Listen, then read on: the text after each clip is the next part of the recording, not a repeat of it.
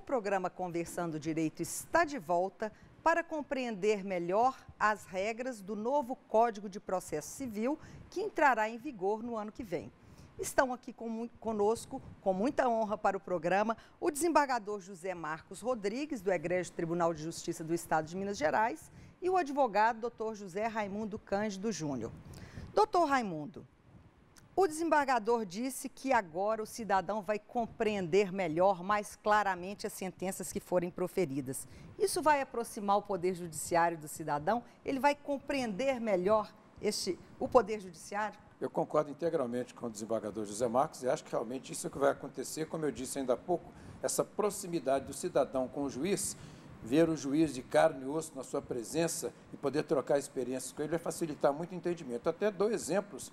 O desembargador Peixoto Henriques do Tribunal de Justiça, num determinado processo, ele marcou no seu gabinete uma audiência de conciliação e conseguiu conciliar marido e mulher que não se entendiam com relação ao divórcio. Papel que deveria ter sido feito desde o princípio e não foi.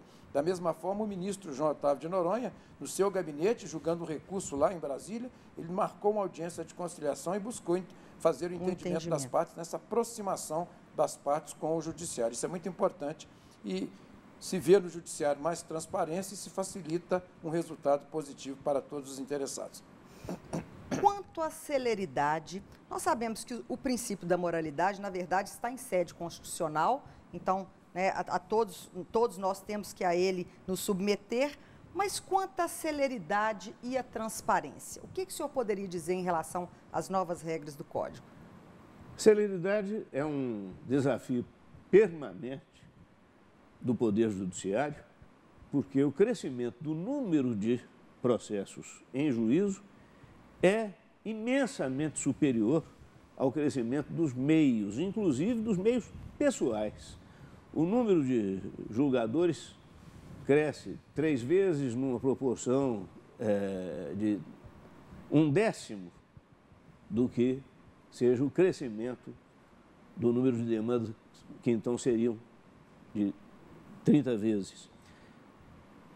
Nesta escala, o trabalho de cada juiz se amplia a cada dia. Porém, este código, de maneira realista, já vai disciplinando uma atividade que existe e que é interna, que é a atividade de assessoria aos julgadores. Esta me parece uma maneira de se buscar celeridade. É evidente que uma das virtudes que terá que ter o magistrado do futuro é de saber compor uma assessoria, cobrar dela a pesquisa e conferir-lhe todo o raciocínio para alcançar o melhor resultado.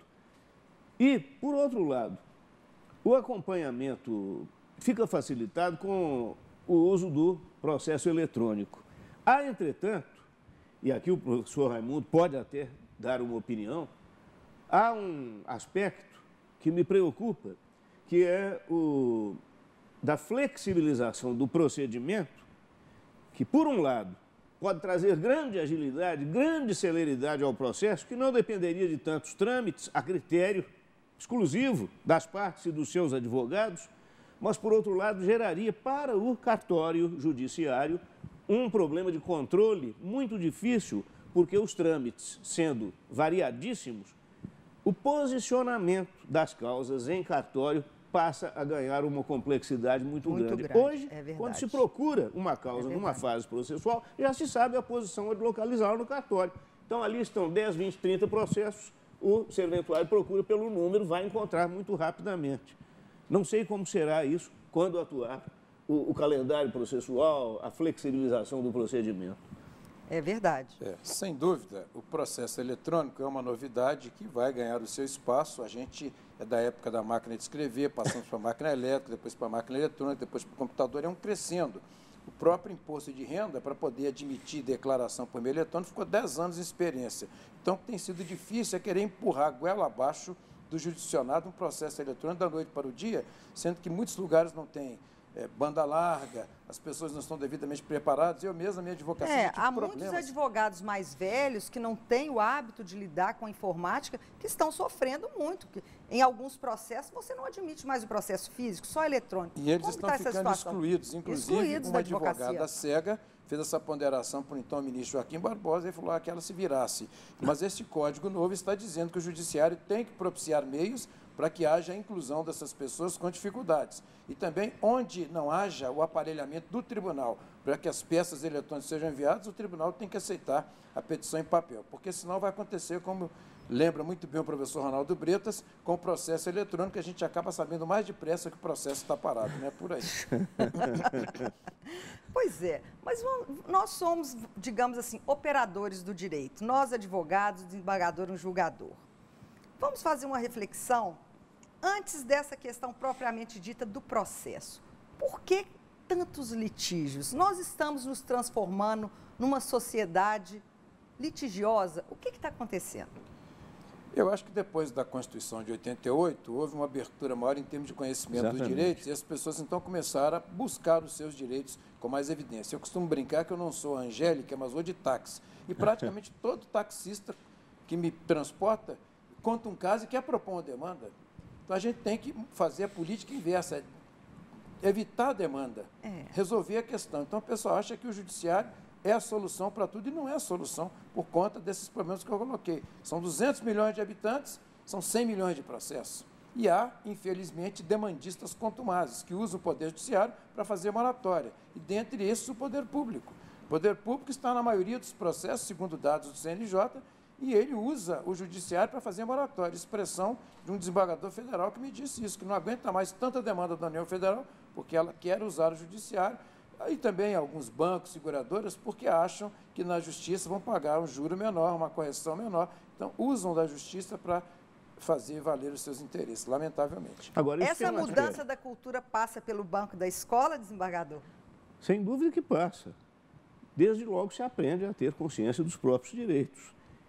E eu ia dizer que as demandas de massa são uma forma de aculturação extraordinária. A sociedade toma consciência dos seus direitos e percebe que o acesso à justiça está franqueado a todos.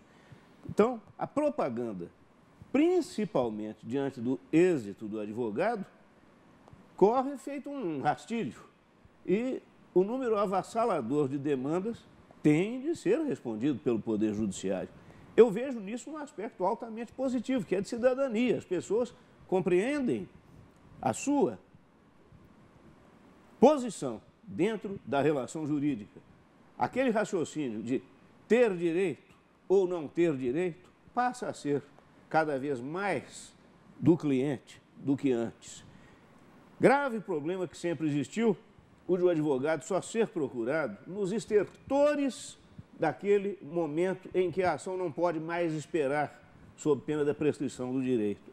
Hoje, não há mais tanto medo, não há mais tanta preocupação de as partes quererem por si, sozinhas, resolver a pendência. O advogado está sendo procurado agilmente. Eu confio no advogado. Cabe a ele solucionar esse número imenso de causas que pode ser desnecessário, que pode ser resolvido, como ocorre nos processos de linha norte-americana com o chamado pré-trial. A causa é resolvida apenas entre os advogados. Podemos chegar lá, doutor Raimundo, o senhor com a sua vasta experiência com os advogados? Eu acredito que da parte dos advogados a gente poderia chegar, mas da parte do jurisdicionado é que talvez não. Porque o jurisdicionado quer sempre a presença do juiz. Não, eu quero é o juiz. Foi o juiz que falou isso, foi a última decisão. Essa experiência eu vivi quando eu atuava como conciliador no juizado informal das pequenas causas. Então, a pessoa quer a presença do juiz. Na presença daquele que ela supunha fosse o juiz, que era o intermediador, o mediador no juizado, ela então se desabafava e ela estava satisfeita com o desabafo. E aí, para casa, eu falei tudo que eu queria falar na vista do outro. E a questão se resolvia assim. É por conta da falta de diálogo que nós temos hoje, infelizmente. As pessoas não conversam umas com as outras, o marido com a mulher, os pais com os filhos, o vizinho com a vizinha, o locador com o locatário. Então, esta falta de diálogo é que contribui muito para aumentar o número de demandas. E a partir da conciliação que esse novo código está propondo e também da mediação, esta aproximação vai acontecer com mais frequência e nós poderemos resolver mais rapidamente e de forma mais eficaz os conflitos de interesse. Pois é, mas o nosso programa chegou ao fim, mas foi muito importante para esclarecer as pessoas a respeito desse novo Código de Processo Civil. Eu espero recebê-los novamente para nós discutirmos com mais calma pontos específicos desse novo código, já que nós temos um telespectador do meio jurídico muito interessado nesse tema.